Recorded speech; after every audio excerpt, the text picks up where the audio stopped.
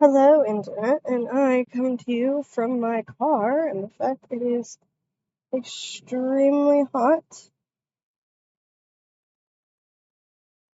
So, yeah.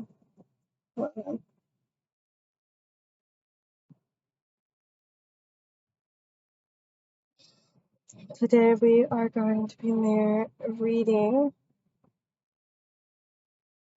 more of I'd Rather Have a Cat Than a Harem. There we go. It is written by Kuzuzu Kabato, and our artist is Hinano Chano. Look at the pretty art. This boy has an owl. Still haven't quite identified him, but this is our protagonist, and this is her favorite cat at the moment.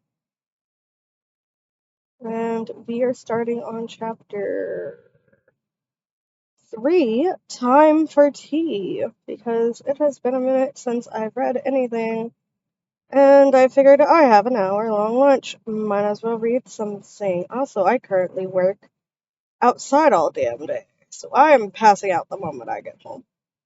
Like, I get home, take a shower, pass out. So go ahead, grab water, Gatorade, tea, coffee, whatever it is you want to drink. We're going forward. Amy sighed. Tigger, pray that somehow I'll get through this in one piece. And please be here to comfort me when I get back. Amy, Isabella chided, the only way this will end is with you going to meet him in person. So let's just go and get this over with. Since first meeting Alexander, Amy's days had passed without further incident. Tigger had finally been welcomed into the Northland family home, and now the day had finally arrived where the engagement candidates were scheduled to meet the third prince. Nothing commendable could be said about Amy's unwillingness to go, despite receiving an invitation from the royal palace itself, nor the way Isabella spoke about it so flippantly. The Northland family, however, had been completely backward in their attitudes towards this engagement from the very beginning. The servants were all aware of this, so they were totally unfazed by the current conversation. Today would be the first time Amy entered the royal palace. She knew how much of an honor it was to be allowed to do so before debuting in society. She could tell just from the outer walls that the elegant castle was almost certainly breathtaking and magnificent on the inside. She wondered how much more excited she would be if she were visiting for just a tour instead. The real reason that sighs kept escaping Amy's lips was because she was still worried about her game theory. Even if this world was not exactly the same as the Otome game she used to play in her previous life, it was at the very least incredibly similar. There were living doppelgangers of characters from the game's opening screen everywhere, from the portrait of the third prince to her older brother Harold, and even Alexander, the son of the Duchess who had given her Tigger. She had had several opportunities to speak with Alexander after their initial encounter, and each meeting had only further fueled her suspicions. The artist had been quite skilled at capturing the personalities of each character in illustration. Under any circumstances, Amy would simply be in awe of the artist's talent. She very reluctantly stopped petting Tigger's carefully brushed, fluffy fur, and Tigger looked back with sad eyes and gave her a heartbreaking meow, making it hard for her to leave again. She clung to him with one last hug and buried herself in his fluff, feeling totally comfortable, like she had been bundled up in the world's best blanket. She had been so nervous the night before that she had a lot of trouble getting to sleep.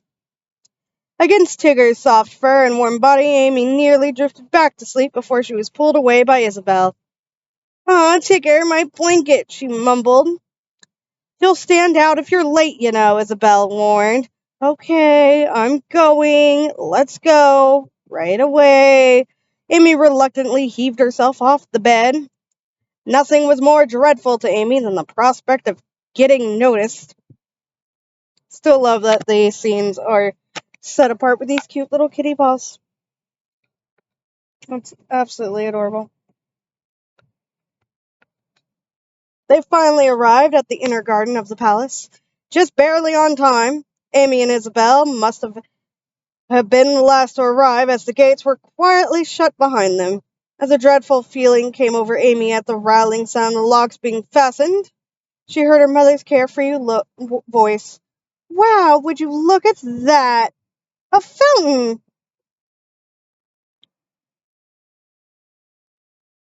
"Huh? Oh, there is one." "Oh, Amy, you don't have to be all doom and gloom. It's a garden party. All you have to do is say a few words to the prince and then pass the baton to the next lady. Look, we have beautiful flowers to enjoy, and we'll be able to drink some delicious tea, too." "Will there be cake?" "Yep, and it will be full of cream." As Amy lifted her head, giving a smiling seal of approval for her mother's plan, she saw that it was just as her mother had said. The flowers were gorgeous, in the fullness of bloom.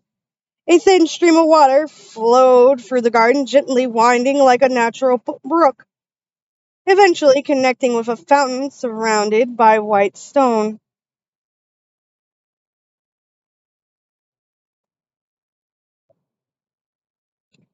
The Northland family had a decent garden as well, and their land even included a forest. No part of their garden, however, was as exquisitely maintained as this one. Emma was genuinely impressed and captivated. She had never really been interested in plants or gardens in her previous life, but in this world, there were so few other amusements to entertain herself with. She was developing an eye for natural beauty. "It's beautiful, don't you think, Mom?" "It's a good thing we came, if for no other reason than to see this. We wouldn't normally be allowed here." As they were guided through the garden at a leisurely pace by a maid, Amy was able to admire the park, the beautiful flowers, the verdure, and the soothing sounds of the fountain with rapt attention. Around 10 other groups of parents. Oh, I pressed the wrong button.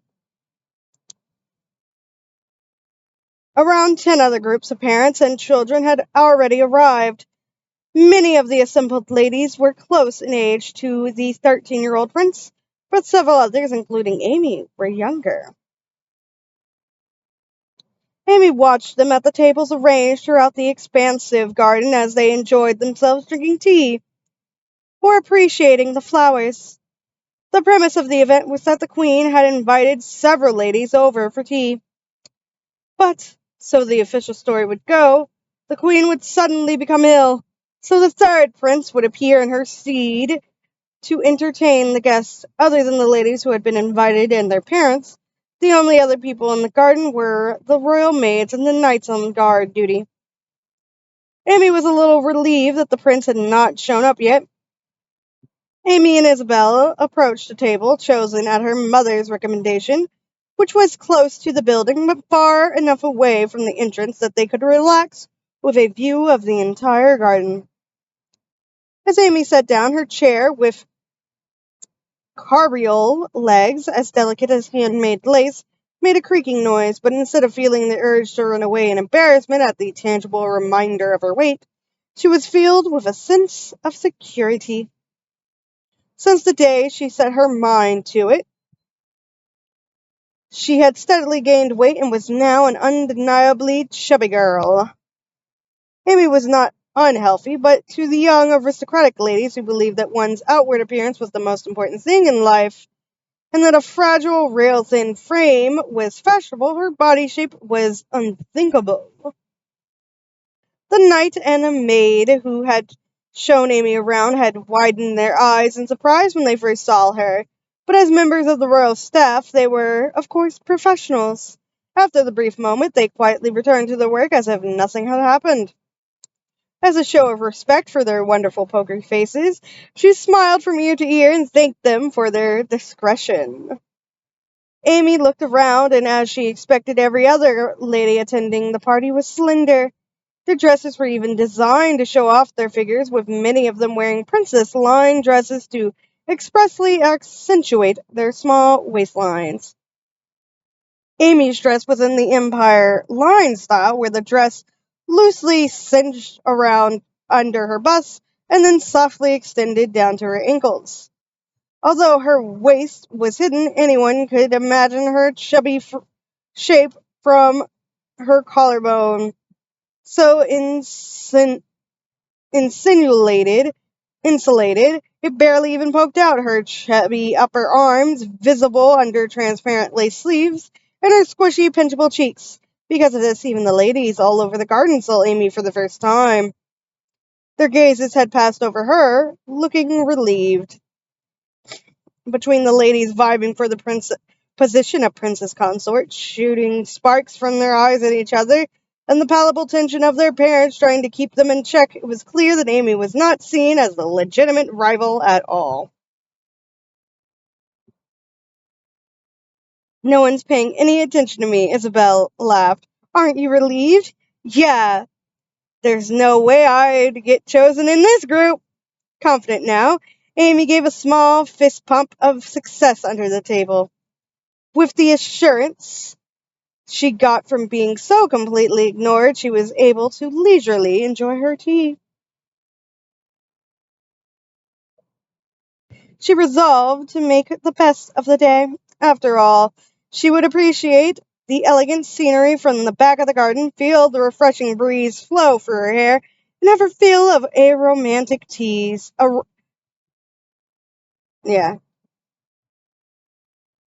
And fruit tarts jam-packed with cream. This is so yummy, she squealed. You're so cute when you eat, Isabel said with a laugh. Little did the mother and daughter duo from the Northland family know that, giggling and reveling in each other's company, they were standing out for a completely different reason. The two of them, carefree and careless, were totally unaware. A short while passed. They had just finished drinking their first cup of tea when it was officially reported to the party that the Queen was unable to come out due to a sudden illness. As soon as our royal clerk announced that the third prince, His Royal Highness Edward Leo Ludicea, would be arriving in her stead, the atmosphere in the garden became even more electrified. Amy was astonished at the sun-shifted moon. Like a dozen lions were awaiting the appearance of a lamb with bated breath. It's a little scary. I can't wait to go home and pet Tigger, Amy complained wistfully. Just a few hours left, dear. Hang in there. As they whispered to each other, loud cheers erupted in the distance. It seemed the third prince had made his entrance. Everyone rushed to the area at once and formed an impenetrable wall of screaming girls, but Amy didn't move from her seat. She stayed put, partly because they had been told he would address everyone at least once. So in an effort to avoid a chaotic crowd, the ladies didn't need to come up and introduce themselves to him, but also Amy wasn't sure getting in the middle of a crowd was a good idea. But still, she wondered if he looked like that Otome game character in real life, like his portrait did. She outright refused to become his fiancé, but she was still curious. She had come this far, after all. She straightened her back just a fraction and glanced his way. She couldn't make out his face, so far away and behind all those people, but she could tell he had inherited the king's tall stature, his dark blonde hair peeking through the gap in the crowd of ladies surrounding him, and it briefly flashed, catching in the sunlight. Wow, what a pretty color, isn't it? It's nearly the same hair color the former king's younger brother had. Blue on its back and yellow on its sides. Is it a red flank blue tail? What? It had not been the prince that caught Amy's eye after all.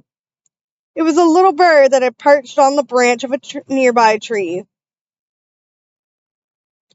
The maid from the royal palace, who had been standing at attention nearby, jerked forward ever so slightly in surprise. But this too went unnoticed. Amy's eyes shone as she watched the bird. Yes, I believe it is, said Isabel, turning her attention from the prince to the little bird. They're usually so wary they hardly ever come out in front of people. It probably feels safe because weasels can't get in here. In their previous life, red flanked blue tails were known as bluebirds of happiness and could be spotted even in Tokyo. Amy never did get the chance to see one then. She didn't know if it was the same bird in this world, but the bright blue feathers were still beautiful. She still stared at the little bird, trying to commit every detail of it to her memory so she could try to draw it when she got home. Maybe today wasn't so bad after all. A beautiful garden, delicious tea, and a rare little bird made for a pretty good day, Amy thought. Feeling like the tea party was already over, she listened to the faint sound of the wings flapping, watched the bluebird fly off into the sky, and let out a contented sigh. Is something on your mind? Huh? She had been absent-mindedly watching the bird leaving when the voice suddenly shook her out of her reverie. Sitting slightly diagonal from her, Isabel froze in surprise, teacup suspended halfway to her mouth. Although a terrible feeling came over Amy, she still hurried to stand up and greet the prince, but he politely waved away the gesture. Good afternoon. May I sit down?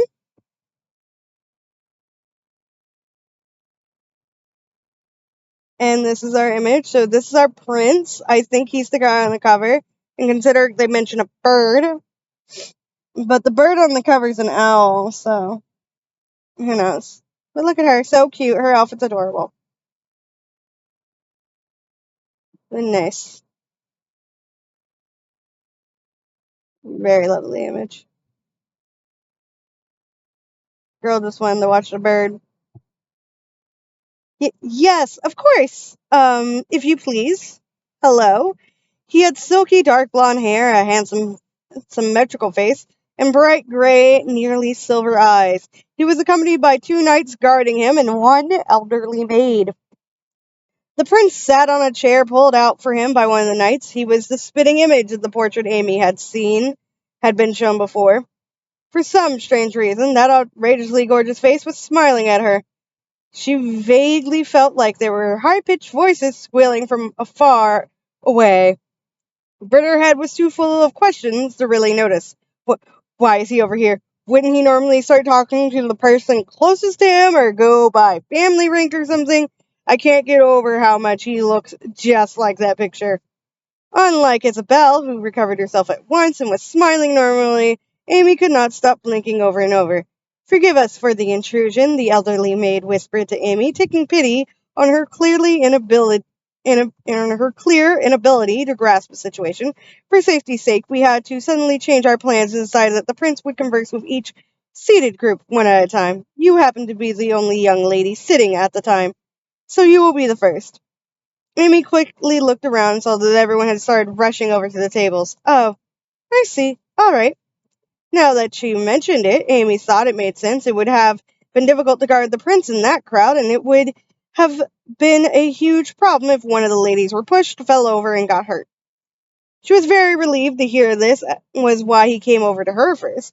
Edward continued his previous line of questioning. It looked like you were watching something. There was a pretty little bird. A sweet bird with blue feathers was perched on a branch on that tree there. Amy pointed to the branch, which was covered with bright green leaves. Edward gave a small smile to her and answered and continued in a soft voice. Do you like birds? Yes, other animals too. So do you like dogs, then? Yes, dogs and cats. And cats. I love all animals. She was saved by her favorite subject, even if she wasn't confident interacting with other people, especially the opposite sex. She wasn't averse to talking about animals. Quite the contrary, it was one of her favorite things to do. It seemed like the prince had similar interest. He actually broke into a smile when he started talking about his dog. Although they were both adolescents, equal in sense that they both had not debuted in society, Amy's speech and manner were actually incredibly informal for an audience with someone from the royal family. But she had a reason for this. Today's tea party was expressly prepared to see firsthand whether the candidates had the right temperament to be with the prince. That was why they had been given clear instructions to behave naturally, without worrying about etiquette and appearance more than necessary. However, even if that was the official statement, Amy knew they could always be punished for disrespect if they behaved too casually. Amy had been unable to shake the villainous's bad ending out of her mind. She didn't want to get on the good or bad side of the royal family. Fretting over it, she had asked her parents for advice. They just told her that it didn't matter if she acted casually around him, just as the instructions said. The most important thing, they continue, was that she behaved whichever way came most naturally to her. Her father pointed out that there really wasn't anything to worry about, because even in the unlikely event that they tried to change her with lèse-majesté, the crime of treason against royalty, there was no way she would face the punishments found in a bad ending. They wouldn't break up her family, they wouldn't execute her, because the current punishment for lèse-majesté included house arrest, fines, or more seriously, the stripping of one's noble rank, not executions. Even though the Northlands were nobles, losing that rank wouldn't cause great damage to them. Their land would probably be seized, but as long as the people living on the land were protected, it didn't really matter who was doing the job, her father had explained, laughing. Not to mention that he could get a technical job in the private sector wherever and whenever he wanted. Harold's dream of being... press the wrong button. Harold's dream of being an adventurer, too, was totally unaffected by his rank in society. And most importantly, they had been commoners originally in their past life. If they were stripped of their titles, they would just go back to being ordinary people. Hearing that, they would be fine even if she provoked the prince's displeasure, had Amy's heart swell with hope. Plus, if her informal attitude was deemed unsuitable for a princess consort, that might even help Amy's cause. If it became part of the reason they would remove her from the list of candidates, all the more reason to celebrate. I heard you adopted a cat from the Duchess of Coverdale. I did, Amy chirped. He's such a cutie. So it seems, replied the prince, amused. But he gets lonely so easily without me. I worry he's meowing out for me even as we speak. The bright smile that had emerged from her when she remembered Tigger immediately transformed into a sorrowful expression. It was as if she was saying she wanted the tea party to end right then so she could get home as soon as possible. But as she spoke sincerely, looking totally guileless, the prince strangely couldn't detect any sarcasm in her desire to leave. Just as Amy's attention was about to be totally carried away by the lonesome Tigger, it finally dawned on her that the prince had known that she had become the adopted parent of one of the Duchess's cats. But how did you know about that? Is the royal palace notified whenever a cat gets adopted or something? No money was transferred from the Nolans to the Coverdales during Tigger's adoption. The Duchess kept a close watch on all her adoptions, so that no one would use the opportunity to send bribes to the Duke's family to foster political connections. I just want people who truly love cats, the Duchess would say occasionally, resentful. It's so upsetting when people take a cat they don't even want just to make me feel compelled to do something for them in return. Those poor cats deserve better. Amy looked uneasy, but Edward grinned and shook his head. No, nothing like that. Alexander Coverdale has been my friend since childhood. I heard it from him. Amy gasped. Seriously? Although she was surprised he was connected to another of the Otome game's love interests, Amy was brought back to reality and nodded, realizing that it made sense. Edward and Alexander were so close in age, they had probably been steadfast playmates. And if they met frequently, cat adoptions wouldn't be such a strange topic to come up in casual conversation. I've heard you met with Alec several times. Yes, when I would go to see Tigger, Tigger is the name of my cat. He would be there sometimes. She thought that Alexander, one of the suspected love interests of the games, would have negative feelings towards her. For perhaps as a result of their overly passionate first meeting, they became able to speak casually to each other. Even though he didn't play with the cats, he would sit beside Amy and occasionally offer her sweets. And because he always provided mouth-watering foods, she ended up accepting them. Yep, bribe a lady with food. That is a good way to get our love and affection. Drinking some zero sugar Gatorade flavored like fruit punch.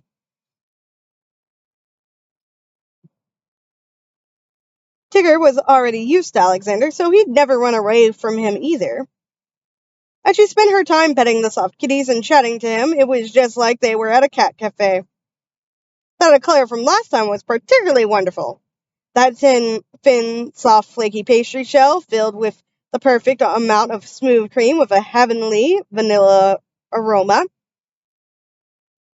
topped with chocolate. Amy had been reveling in reliving the dessert in her head, suddenly remembering there was a royal prince in front of her, and she tried to brush off her silence by clearing her throat. What would you two talk about? Cats, I imagine? Oh no, Alex seemed to just want to hear stories about my mother. The moment she called him Alec, an awkward beat passed between them, and Amy, whose mind had been halfway in the Duchess's cat room, didn't notice. Alexander wanted stories of the famous Harold. That was brother, not mother. I apologize. I misread that word. The famous Harold in exchange for his sweets. It looked like her brother and his dual blades had captured the hearts of his younger male classmates, too. Yes, Harold is a frequent topic of conversation at the royal palace as well. The Order of Knights and Order of Magicians are squabbling about who will win him over as soon as he graduates. Really? I've always just seen him as my ordinary, goofy older brother. Amy was surprised that Harold was so popular among such important people. Her mother seemed to have already heard about this, however, because her calm smile never wavered.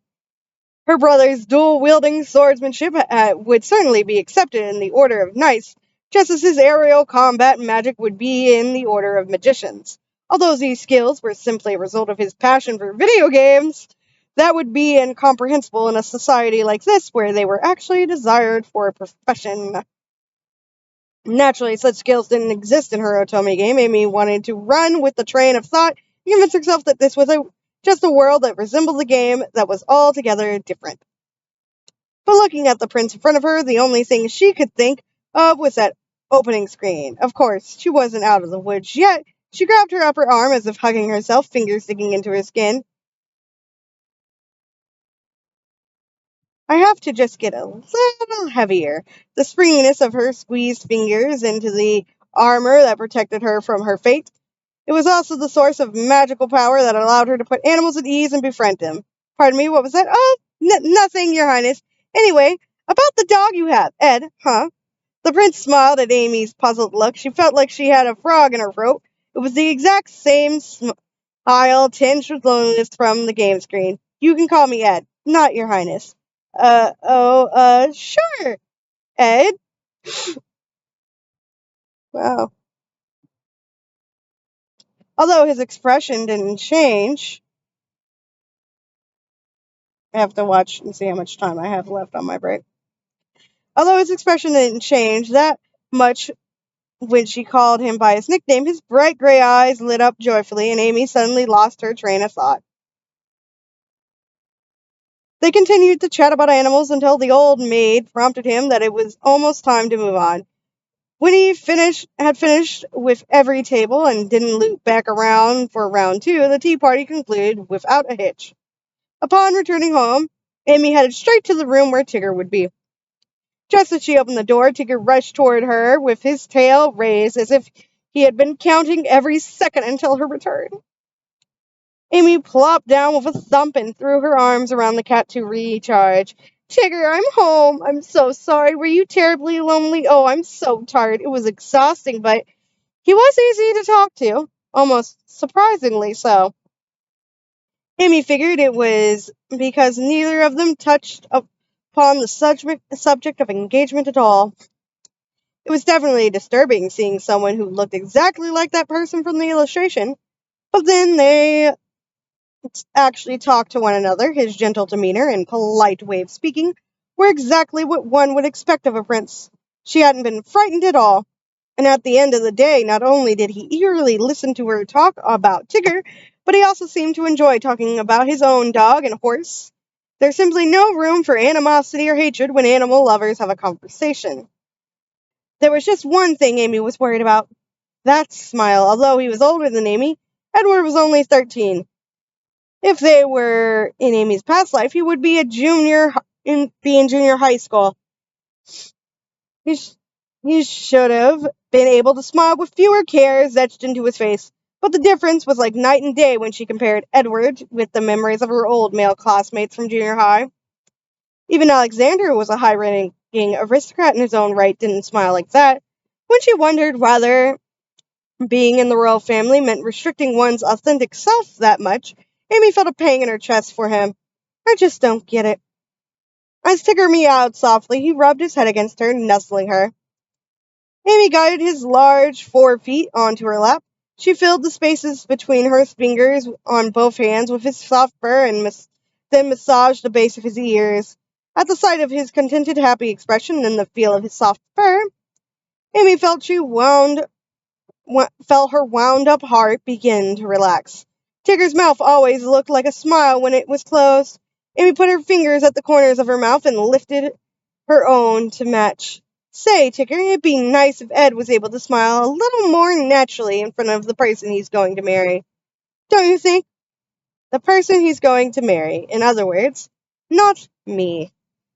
There were many beautiful people at the venue who were worthy of becoming a princess consort. He spent longer talking at other tables than he did with Amy, and his other conversations were animated too. You'll probably never talk to him again, Amy told herself. Although she was relieved at this, her heart grew slightly heavy for some reason. But that was okay. If she slept wrapped up in Tigger's fluff, she would definitely be back to normal by morning. Almost as soon as she finished that thought, there was a knock on her door and her mother appeared. Amy, I'll call right away for Mrs. Keller to come tomorrow. She'll take your measurements in the afternoon, okay? What? If I knew it was going to end up like this, I would have had us make riding dresses together before. I just thought we had more time until you needed one. Clueless, Amy hugged Tigger tightly on her lap. What are you talking about? Riding as in horseback riding? I mean, I like horses, but huh? What is it? With a startled face, she looked past the elegant black fur tickling her cheeks and saw her mother laughing. You were the one who promised to go to the castle riding grounds with His Highness. There was half a second of silence. What? You don't remember when you two were saying your goodbyes to one another? Amy desperately racked her brain trying to remember their last conversation. Unfortunately, it seems our time together is up, he said. You'll meet Ventus next time. And then Amy blurted out, okay, thank you very much for having me. Ventus. That was the name of the prince's horse. At the time, the only thing I had thought about was how grateful I was that it was all over. But Amy let out a surprised yelp, realizing that her casual response had actually been received as acknowledgement of their next meeting. And this is intermission. So we're going to end this here on this one because I only have 11 minutes left. But that was all of Chapter 3 of I'd Rather Have a Cat Than a Harem, reincarnated into the world of a Otome game as a cat-loving villainess, by Kozu Kabato and art by Hinano Chano. That took 33 minutes. So thank you all for being here. Leave comments down below if there's anything specifically y'all want me to read in the future, all that good stuff. So yeah. Have a lovely day. Stay hydrated, all that good stuff. I'm still struggling to keep up with my bills, and I've been doing live streaming where I do art for people who donate and give me money so I can pay my bills. So thank you. I also have commissions available on Fiverr and Ko-fi. You can get my art on Redbubble. You can also check out some of the books I've written if you want to read some of the stuff I've written. I am currently working on a small collection of short stories that I will hopefully have published next year. I'm not sure. I'm still working on it. But yeah, have a lovely day. Stay hydrated. Thank you very much to my Patreon Ko-fi supporters, Diamond and Micah. You're all great. If you subscribe to my Patreon, you guys will get to see all my work early. And I'm going to be setting up polls so you guys can vote on which I'm going to be trying to make a desktop downloadable wallpaper, like little poster card art that you guys can vote on which one I work on, and you guys get to download the high resolution of that without the watermark that's on there. I've also been working on more Chow for Scream avatars, and you guys are going to get the vote on those too and see those early.